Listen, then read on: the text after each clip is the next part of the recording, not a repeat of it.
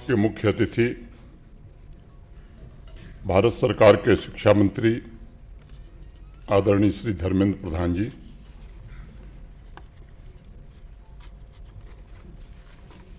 ICHR के chairman professor Raghavendra Tanwar ji, chairman National Book Trust professor Milind Sudhakar ji, Kashmir के divisional commissioner Shri Vijay Vidhuri ji, director National Book Trust Shri Yuvraj Malik ji, doctor Amit Wanchoo ji, director Mohammad Shams Iqbal साहब, सभागार में उपस्थित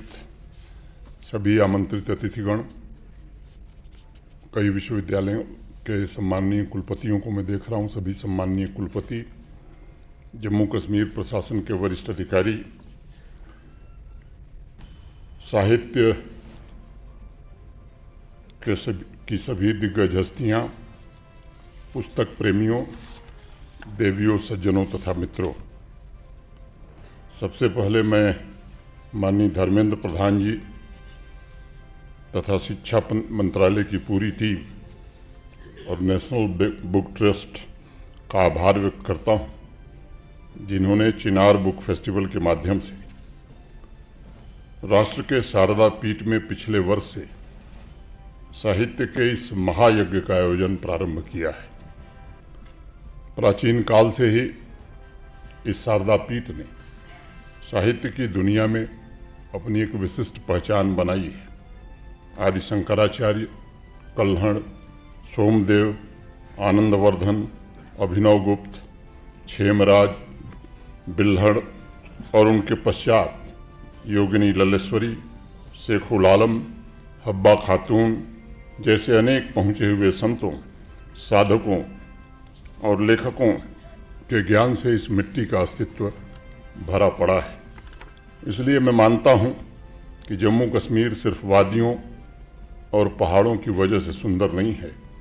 बल्कि बुद्ध पुरुषों और नारी शक्ति की साधना एवं समृद्ध सांस्कृतिक परंपरा की वजह से इसे धरती की जन्नत कहा जाता है। 6वीं शताब्दी की रचना है नीलमत पुराण। प्राचीन कश्मीर की समृद्ध संस्कृति, रीति रिवाज और इस ऊर्जा क्षेत्र के महत्व पर बहुत गहरा प्रभाव या प्रकाश डालती है। नीलमत पुराण की 2 पंक्तियां मैं उद्धृत करूंगा, कोट करूंगा। दृष्ट्वा विशोका कश्मीरा केशवेनो विरताम प्रतिष्ठाम केशवेन विष्णुलोके महीयते, अर्थात केशव के द्वारा सजाई गई और केशव के द्वारा प्रतिष्ठित की गई विशोका एवं कश्मीर को देखकर विष्णु लोक में भी गौरव की अनुभूति होती थी। परिहासपुर महाकवि कल्हड़ की जन्मभूमि है, जिसे 11वीं शताब्दी में काशी की तरह ही साहित्य और संस्कृति का केंद्र माना जाता रहा है। अगस्त तक लोगों को कई पुस्तक विमोचन कार्यक्रम, उनके मुद्दों पर चर्चा सुनने और उसमें भाग लेने का अवसर भी प्राप्त होगा। इसके अलावा राज तरंगिणी संवाद, शारदा लिपि प्रदर्शन, गोजरी अनुवाद कार्यशाला, तमिल कश्मीरी संवाद, उर्दू मुशायरा जैसे कार्यक्रमों के माध्यम से सांस्कृतिक विविधता को